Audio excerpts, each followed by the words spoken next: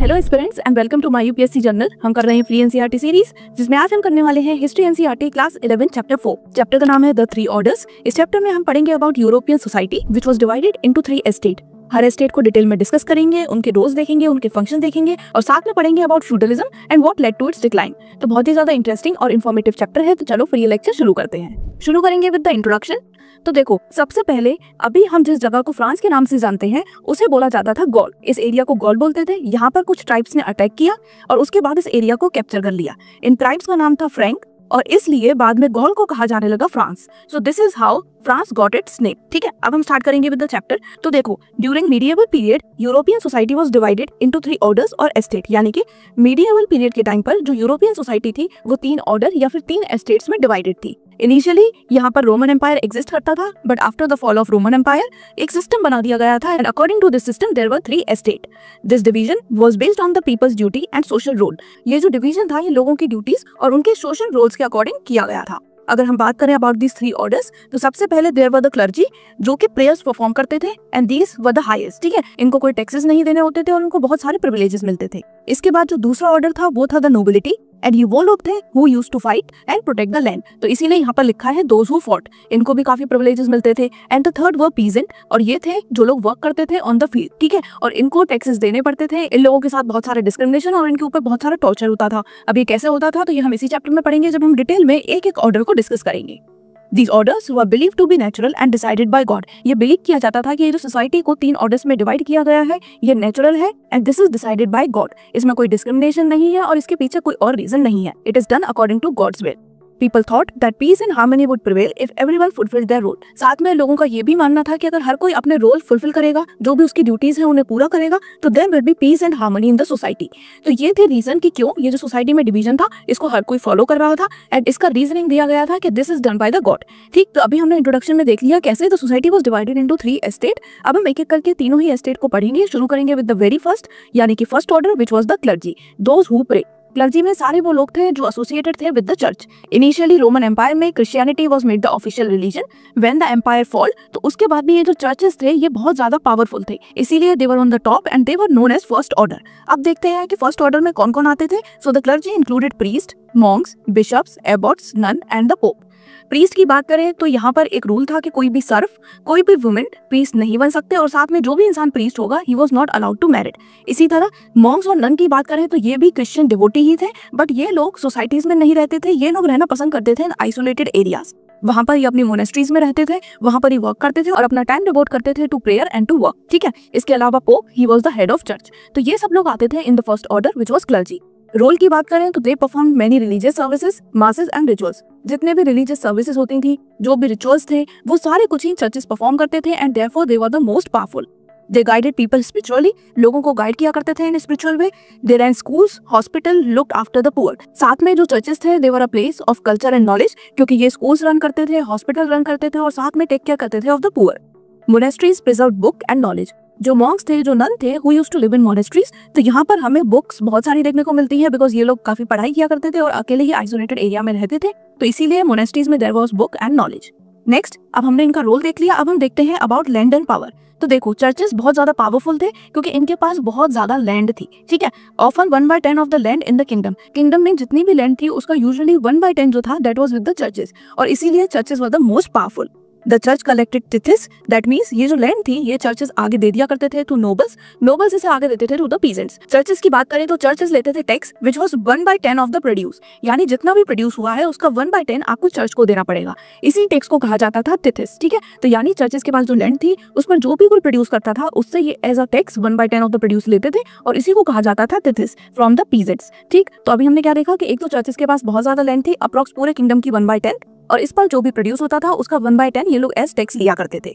The clergy did not पे taxes, clergy को कोई टैक्सेस नहीं देने होते थे। इसी तरह जो हमारा सेकंड ऑर्डर है द नोबिलिटी, इनको भी कोई टैक्सेस नहीं देने होते थे। सो दे वर गिवन बेनिफिट्स और बाकी जो टैक्सेस देने होते थे वो देने होते थे टू द थर्ड ऑर्डर यानी कि पीजेंट्स। नेक्स्ट, सो तिथि हमने ऑलरेडी डिस्कस कर लिया। ये एक टैक्स था जो कि चर्चेस को दिया जाता था, usually 1/10 of the produce. Peasant देते थे जो भी उस लैंड पर अपना प्रोडक्शन करते थे। राइट, सो विद दिस हमने फर्स्ट ऑर्डर अच्छे से डिस्कस कर लिया। अब हम मूव करेंगे towards the second order which is the nobility. Nobility का मतलब वो सारे ही लोग जो फाइट किया करते थे for the land to protect the land. Nobility में कौन कौन आते थे तो देखो, kings, dukes, barons, lord, knights, they form the warrior class. ये सारे ही लोग आते थे इन द वॉरियर क्लास और इन्हीं को साथ में कहा जाता था नोबिलिटी। इनका रोल क्या था? तो role was to protect land and people, जो भी लोग हैं उनको प्रोटेक्ट करना, जो भी लैंड है उसे प्रोटेक्ट करना, साथ में to fight in wars and defend Christianity, Christianity को डिफेंड करना है और कहीं भी वॉर होगा तो वहां पर फाइट करने जाएंगे people from the nobility, that means second order. अब हम देखते हैं सेकंड ऑर्डर की land and power. So nobles were given land by the king in exchange of military services. इस लैंड को बोला जाता था फील्ड्स। अब देखो क्या होता था कि जो चर्चेस हैं वो किंग्स को लैंड दे देते थे, किंग्स लैंड देते थे नोबल्स को, और नोबल को लैंड मिलती थी ऑन द कंडीशन कि जब भी हमें मिलिट्री सर्विस की जरूरत होगी तो आप हमें ये सर्विस प्रोवाइड करोगे। तो ऐसे में नोबल्स को लैंड दे दी जाती थी और इनसे सर्विस ली जाती थी, राइट। जो लैंड किंग नोबल्स को देते थे उसे बोलते थे फी। इसके बाद noble granted portion of land to vassals, that means lesser noble और नाइट्स। नोबल्स के नीचे जो उनसे छोटे वाले नोबल्स होते थे या फिर जो नाइट्स होते थे उनको ये नोबल्स लैंड दे देते थे और ये भी सेम कंडीशन रखते थे कि हम तुम्हें लैंड देंगे, इसके बदले में तुम हमें मिलिट्री सर्विस दोगे। तो जब ये लोग मिलिट्री सर्विस नोबल को देंगे तो नोबल इस मिलिट्री सर्विस को किंग को प्रोवाइड करवा पाएंगे जब भी किंग को जरूरत पड़े, right. Now talking about the important term, तो सबसे पहले हमने पढ़ा 5, ये थी land which was granted to the vassal by the lord in exchange of loyalty और सर्विस।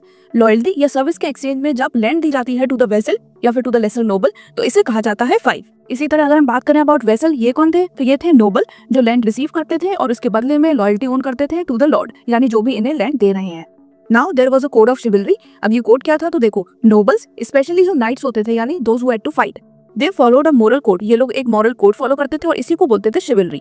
इसमें काफी सारी चीजों पर एम्फसाइज किया गया था, जैसे कि they have to be brave in battle, जब भी कभी बैटल होगा तो इन्हें अपनी ब्रेवरी शो करनी है। साथ में जो भी इनके लॉर्ड हैं उनकी तरफ they have to be loyal, ये लोग उन्हें चीट नहीं कर सकते। Protection of women and the weak, जो भी वीक है वुमेन्स हैं उनको प्रोटेक्शन प्रोवाइड करना is the work of knights, that means they should show honour and respect. तो ये हमने डिस्कस कर लिया about the code of chivalry. Nobles के लिए था, बट नोबल्स में भी सबसे ज्यादा जिसके लिए था वो थे नाइट्स, बिकॉज इन्हीं को जाकर आगे फाइट करनी होती थी। So these were the moral code of conduct for them.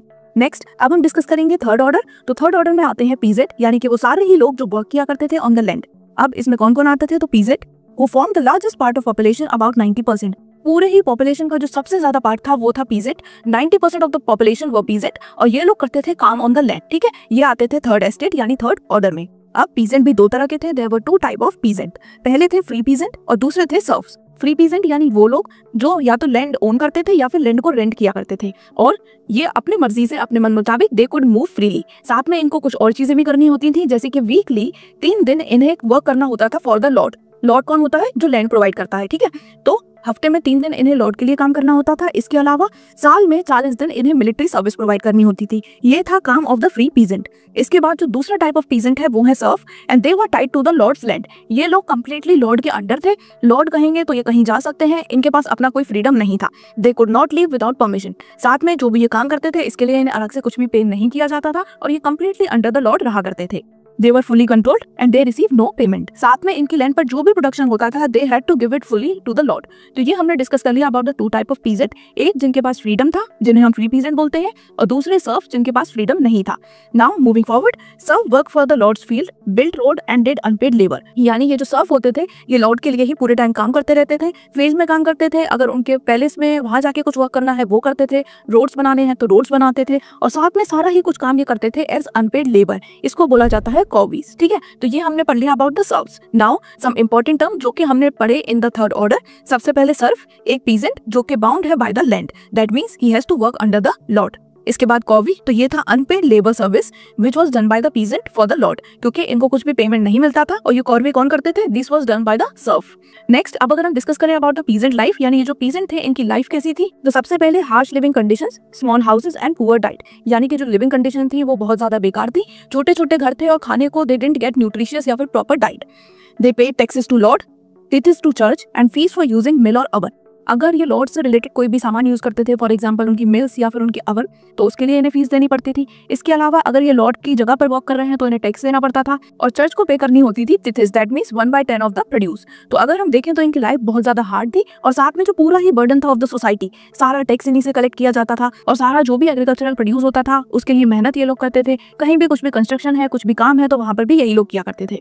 तो ये हो गया हमारा थर्ड ऑर्डर जहां पर थे पीजेंट्स। तो देखो अभी तक हमने हमारे तीनों ही ऑर्डर डिस्कस कर लिए। सबसे पहला था क्लर्जी, जिनके पास बहुत ज्यादा पावर थी, कोई टैक्स नहीं देना, उल्टा इन्हें टैक्स मिलते थे और ये थे सबसे ऊपर। ठीक है, इसके बाद जो हमारा सेकंड ऑर्डर था उसमें थे नोबल्स। ये वो लोग थे जो लोगों को और लैंड को प्रोटेक्ट करते थे। इनको लैंड दी जाती थी by the kings in the exchange of loyalty and service. ठीक है, इनको भी कोई टैक्सेस नहीं देने होते थे। ये लोग आगे इस लैंड को पीजेंट को और जो लोअर नोबल्स होते थे उन्हें देते थे। और इसके बाद जो हमारा थर्ड एस्टेट है वो है ऑफ पीजेंट।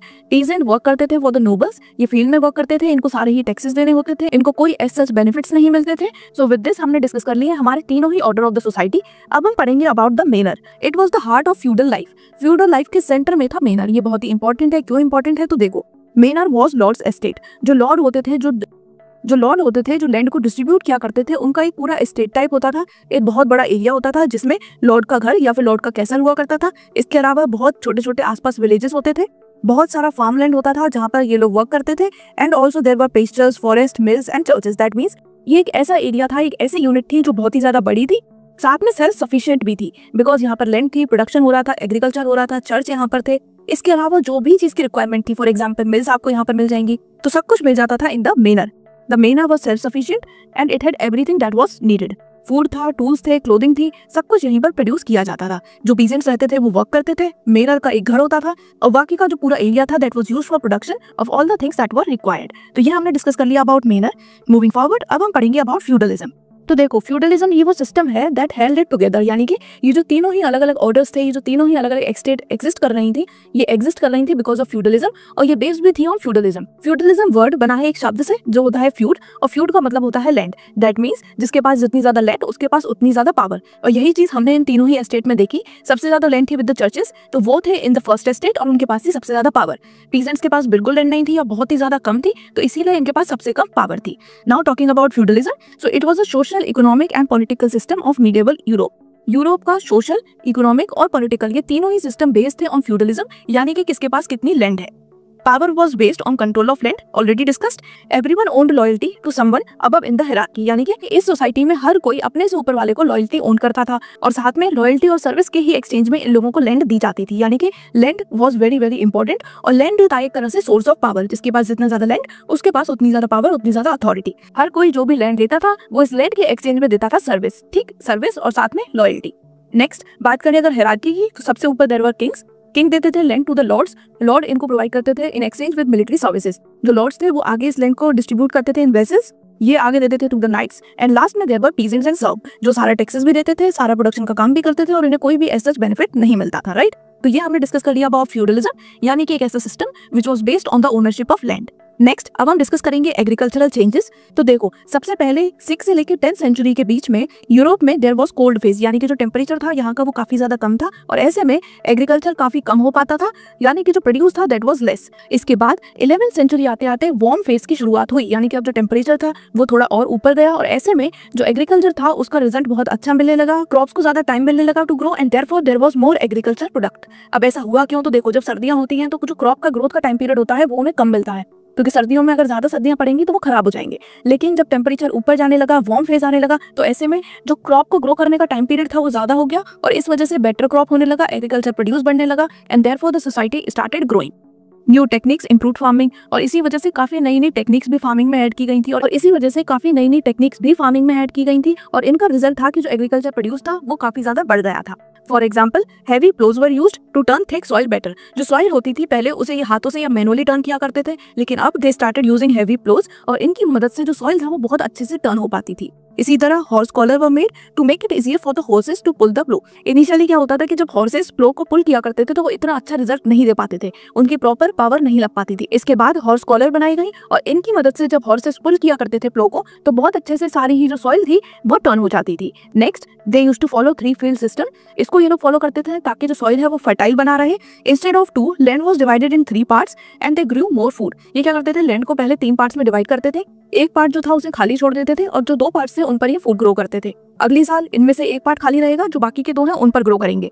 तो यानी कि ये लोग क्या करते थे, ऑल्टरनेटली एक एक पार्ट को ये लोग खाली छोड़ दिया करते थे ताकि वो फर्टाइल बना रहे। इसी सिस्टम को बोलते हैं 3 फील्ड सिस्टम। तो ये कुछ न्यू टेक्नोलॉजीज थी which were included by the people after the temperature got better, यानी कि जो वार्म फेज आ गया उसके बाद ये नई टेक्नोलॉजीज इन लोगों ने स्टार्ट करा यूज करना। अब इन सभी चेंजेस का रिजल्ट क्या था? तो देखो, ज्यादा फूड प्रोड्यूस होने लगा, ऐसे में जो पॉपुलेशन थी वो बढ़ने लगी। इनिशियली जो लोगों की एवरेज लाइफ स्पेन थी वो बढ़ चुकी थी क्योंकि अब उन्हें प्रॉपर खाना मिल रहा था, प्रॉपर डाइट, प्रॉपर न्यूट्रिशन मिल रहा था। साथ में टाउन्स भी ग्रो करने लगे थे। अब ऐसा क्यों हो रहा था? क्योंकि एक सर्टेन क्वांटिटी, एक सर्टेन अमाउंट तो इन लोगों को चाहिए होता था टू ईट, लेकिन उसके बाद जो सरप्लस प्रोड्यूस था यानी जो एक्स्ट्रा प्रोड्यूस था उसको ये लोग जाके सेल किया करते थे इन द टाउन्स, और इसीलिए धीरे धीरे जो टाउन्स थे वो ग्रो करने लगे थे। Now we will study about the growth of towns कि ये जो टाउन्स थे ये कैसे ग्रो करने लगे। तो सबसे पहले trade revived as surplus food was sold. जैसे जैसे एक्स्ट्रा फूड प्रोड्यूस होने लगा तो उसकी वजह से अब ये फूड आगे जाके मार्केट में सेल होने लगा and therefore trade was started. Towns develop near castle, river crossing और ट्रेड रूट। जहाँ पर भी ट्रेड रूट होते थे, रिवर क्रॉसिंग होती थी, यानी वो सारे ही एरियाज जहाँ पर यूजुअली ट्रेड देखने को मिलती थी, वहाँ पर धीरे धीरे टाउन्स ग्रो करने लगे। इन टाउन्स में अलग अलग क्राफ्ट पर्सन्स रहने लगे जो अलग अलग चीजें बनाया करते थे और इन्हें आके इन टाउन्स में बेचते थे। पहले क्या होता था कि जो भी क्राफ्ट पर्सन्स अपनी अलग अलग क्राफ्ट बनाते थे, इन्हें इसे सेल करने के लिए एक जगह से दूसरी जगह ट्रेवल करना होता था। बट अब सिंस टाउन्स वर डेवलपिंग तो इनके लिए बहुत ही ईजी हो गया था, इन्हें बस टाउन्स में जाना था और वहीं से इनका जो प्रोड्यूस था, जो इनका प्रोडक्ट था, वो सेल हो जाता था, राइट। तो इसीलिए ये लोग यूजुअली टाउन्स के पास ही सेटल होने लगे। Guilds control craft and trade. Guilds होते थे जो कंट्रोल करते थे क्राफ्ट को और ट्रेड को। गिल्ड क्या होते हैं? तो ये होते हैं आर्टिसन या फिर मर्चेंट्स के ऑर्गेनाइजेशन, और ये रेगुलेट करते थे ट्रेड को और साथ में स्टैंडर्ड को मेंटेन करना भी इन्हीं का काम था।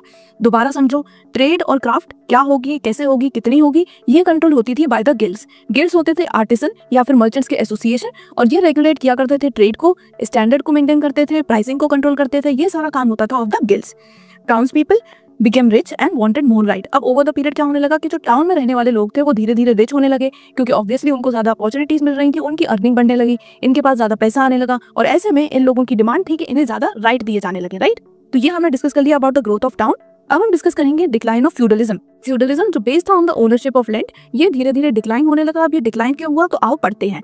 Reasons: town and trade reduce reliance on land alone for wealth. अब देखो, जैसे जैसे धीरे धीरे टाउन्स ग्रो करने लगे तो ऐसे काफी सारे लोग थे जो कि नहीं वर्क करना चाहते थे अंडर द नोबल, राइट। तो इन लोगों ने क्या किया, ये वहां से भागकर टाउन्स में आ गए और यहाँ पर ये लोग अलग अलग काम करने लगे, अलग अलग क्राफ्ट्स में इंक्लूड होने लगे। तो ऐसे में इन लोगों के पास वेल्थ आने लगी, और अब जो वेल्थ था उसका सिर्फ लैंड ही एक रास्ता नहीं था।